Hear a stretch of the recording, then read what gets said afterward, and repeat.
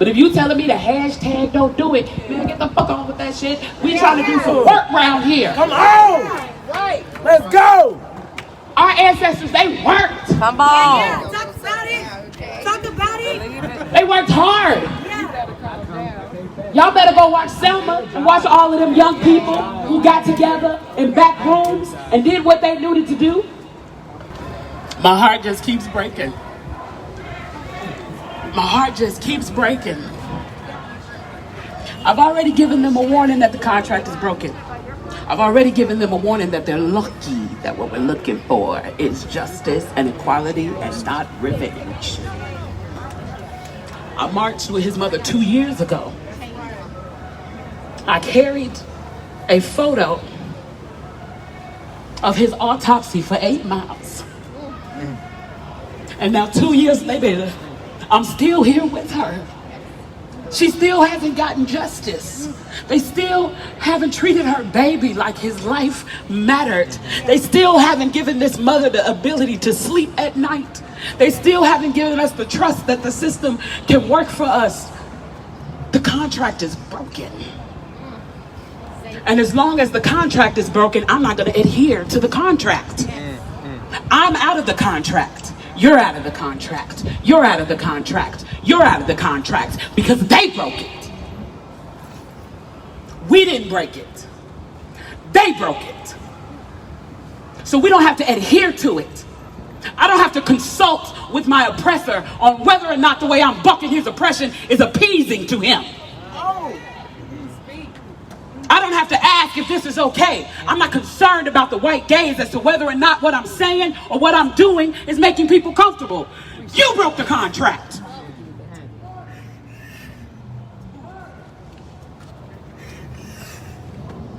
This baby shouldn't be prepared to walk 67 times around this building.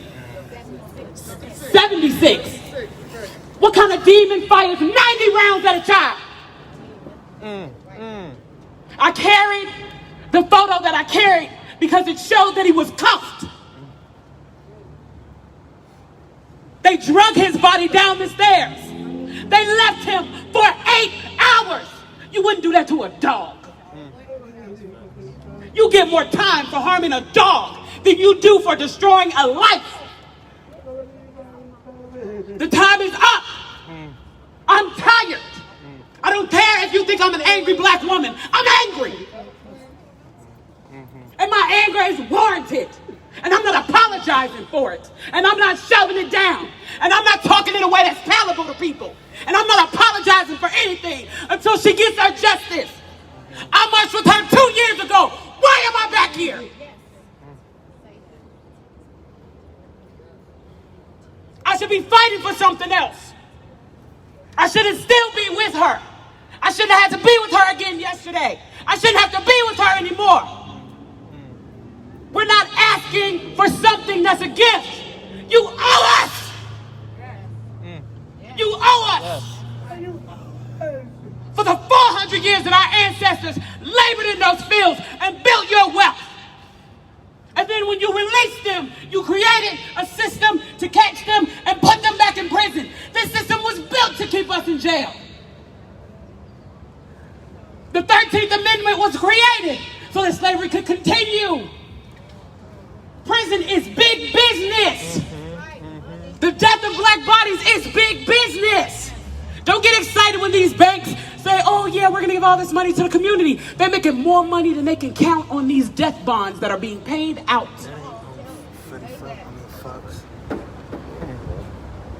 They've tried to convince us that we're asking for a handout. How am I asking for a handout for the money my grandmama earned? Brooks Brothers suits. This is a piece of history. Y'all know I like history. When you watch movies and they show slaves on the slave block, they look tattered. Their clothes look raggedy. But that's for Hollywood. That's for entertainment. They actually used to dress slaves up to sell them because it was a product and you wanted to look good. Brooks Brothers made all their first money having a niche market of dressing slaves. Now, right now, Brooks Brothers still sells suits. They have people on their board who are still from that family. So you're gonna tell me you don't owe us reparations, but you're still making slave money. You owe us. You owe us for all the people who have buried. You owe us for all of our tears. You owe us for all of the lies. You owe us for all of the broken systems that you created strictly for the purpose of keeping us oppressed. And what I don't owe you is a response that you like. I'm sorry. Is my kneeling bothering you? I'm sorry. Is my civil unrest disrupting your day? Did you not get your latte because we're here? I don't have to perform in a way that is acceptable to my oppressor. That sounds ridiculous. And I want us to start thinking in a way when we think of ourselves first. Don't be concerned about how someone else is gazing your battle. This is war. And if you don't know that, then count the bodies in the streets. They're hunting us. I'm a New York Times bestseller. And last year, 5 officers in Cobb County surrounded me, guns drawn, hog-tied me, put me in the back of the car, took me and put me in a men's holding cell, left me unprocessed for 3 days. When my son was 6 weeks old, an officer pulled me over, cuffed me on the side, put my 6-week-old son's carrier in oncoming traffic.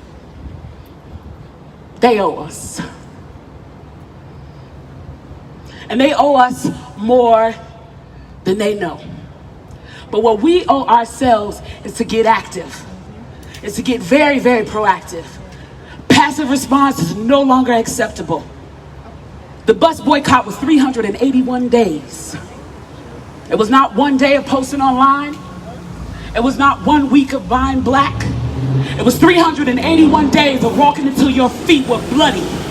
It was 381 days of walking 3 miles until you got to the next ride because you refused to get on that bus. It was 381 days of making sure you had water in your bag so that you wouldn't pass out. It was 381 days of getting up 2 hours earlier so you could get to work on time. We got to get that busy. And they keep telling you to vote, and you should vote. But then you need to get some packs together and you need to lobby. Poor people vote, rich people lobby. If we want to get these laws changed, if we want to get the laws changed that would have kept her son safe, we got to lobby.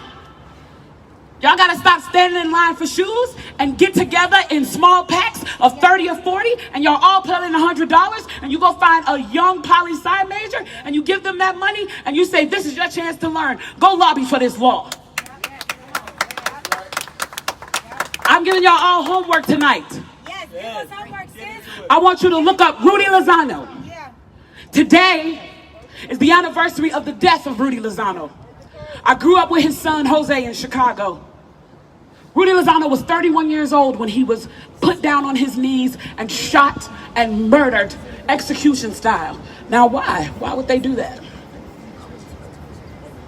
Rudy Lozano single-handedly changed the color of the seats in Chicago.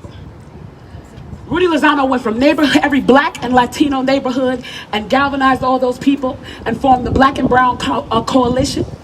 And he would go into a neighborhood and say, who's the person here that everybody loves? Who's the person that gives people credit at the store? Who's that person? And then he would have all of the community get behind that person. He would get them in office. The seats, the alderman seats in Chicago were all white until Rudy Lozano. And then he was looking for his big win. And he put all his energy behind Harold Washington, the first black mayor of Chicago. And Harold Washington won. And it wasn't enough black people in Chicago for Harold to win. It was because he had the entire Latino vote and many white liberals. And he did get to see Harold win, but he didn't get to see Harold take office because they were so afraid of a man with that much power that they came in his house and put him on his knees with his 2-year-old son in his hand and blew his head off. And that was 30 years ago today, 35 years ago today.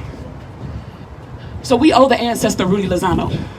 We need to go into these neighborhoods, and it's not enough to say vote. You voting for the lesser of two evils ain't shit. You need to go into these neighborhoods and you need to find out who cares about that neighborhood. They need to be of the community and from the community. And then we need to put all our little pennies together and get that person in office. And when we do that in Bankhead, then we need to go to the West End and we need to do it again. And then we need to go to East Point and we need to do it again. And we need to do it until we fill these seats with people that we trust. And then we need to turn that around and we need to put our money together and lobby so we can make sure that getting the laws done. See, the reason they've been winning the Monopoly game because they know how to play it and they know you don't, because they know you don't pick up the book and read. All of y'all got to read 2 books this year. 2 books on law. Tell us, sis. Tell us. How can you protect yourself when you don't know the game? How can you win if you don't read the instructions? Yeah. I know y'all get a lot of empty promises and a lot of speeches, but just know if you follow me, you're going to get a lot of instruction. Yeah. Because passive activity doesn't work anymore. Yeah. And I know people are saying, what should I do? And people yell at you, vote. And that's not enough. Yeah. You need to vote. You need to lobby. You need to form PACs. You need to put together a neighborhood watch and walk your own neighborhood. You need to find, during this pandemic, some mother got together a virtual prom in 2 minutes because she said, give me some time. Y'all need to go find her and put her in charge.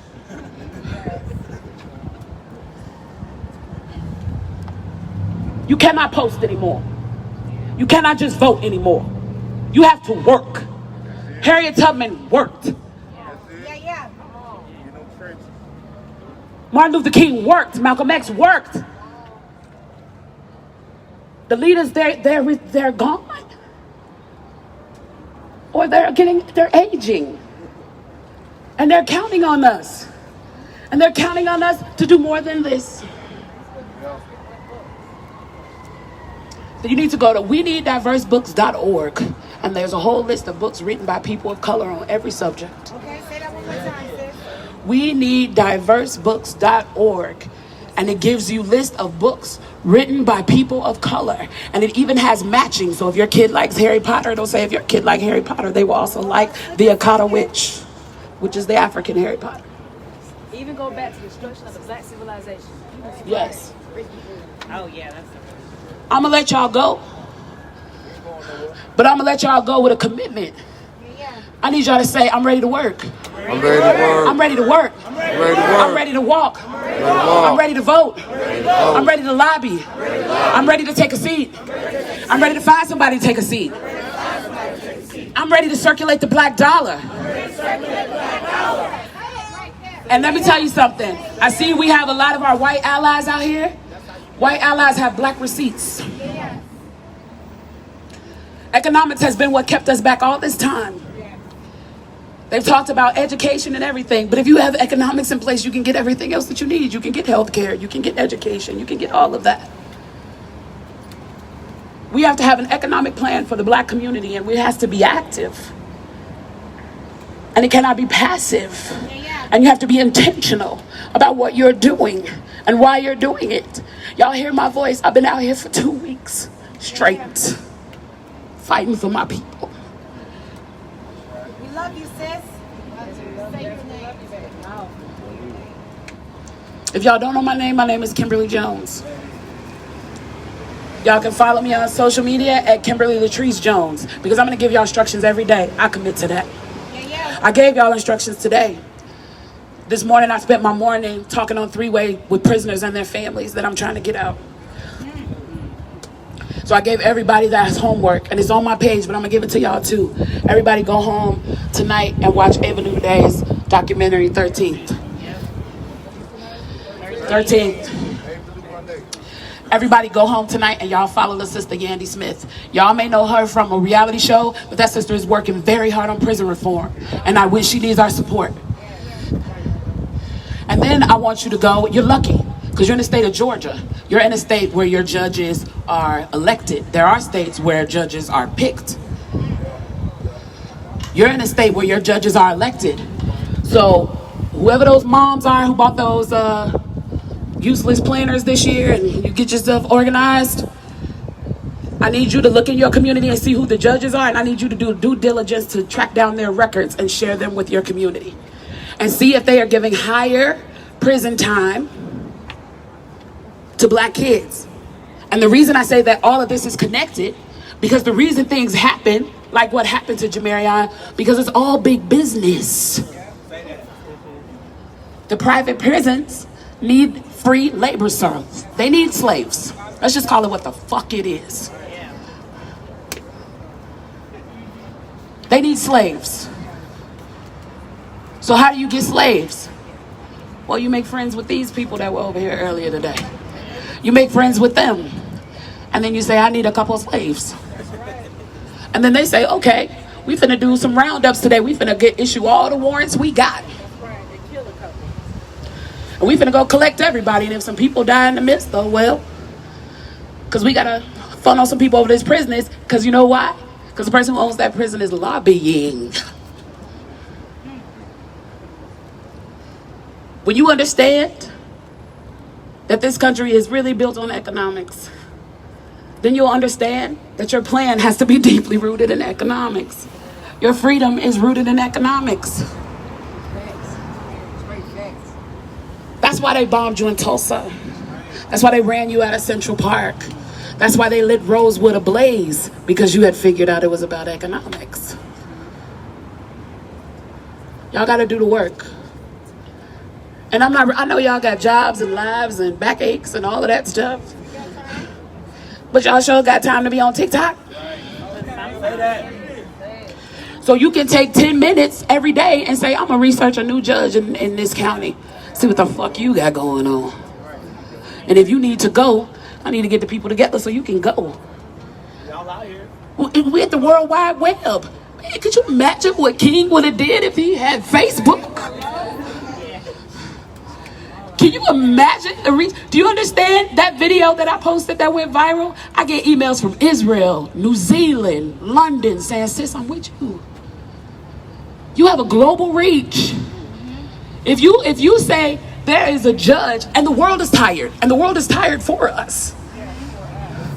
The world is tired for us. They're marching in China for Black Lives Matter. If you don't think that they're intentionally trying to keep you down, I want you to get on Twitter when you get home. And there's a hashtag that's going around right now called Publishing Paid Me. And it's because white authors decided they were going to post how much they got paid for every book that they made, so that black authors we could also post what we got made so they could see the difference. Now I'm fortunate. I'm at a house that's owned by women, so they pay me all right. But some of the major publishers, they have authors who are New York Times bestsellers that are making half of the people who are mid-list. And mid-list is somebody that you put less investment in because they sell less books, but they're getting bigger advances than the black New York Times bestsellers. This is about economics. This is all about economics. Teach us, sis, teach us. We gotta get our paper right. This ain't what I want to do. I'm ghetto. I want to be running around with my book and trying to find a boo, and I want to be doing all kind of ratchery. Hello. It's summertime. Come on. Hey, like this is gonna be my hot girl summer. I was supposed to go on a tour in Paris. I was gonna be lit. Now they got us angry though. Now we gotta fight for our people. But when God calls you, you gotta answer the call. Hello. Say that. Say that. Because I'm tired, and maybe that's what y'all need is a ghetto chick. Because maybe these prim and proper girls who are trying to worry about how they look and what job they got and what they gonna do and what they gotta say and all of that shit clearly ain't working. So maybe y'all need somebody who is like, there are no fucks to give over here. Y'all ready to work? Y'all ready to work? All right, let's. I'm a young black man doing all that I can to stand. Oh, but when I look around and I see what's being done to my kind, every day I'm being hunted as prey. My people don't want no trouble. We've had enough struggle. I just wanna live God protect me. I just wanna live. I just wanna live.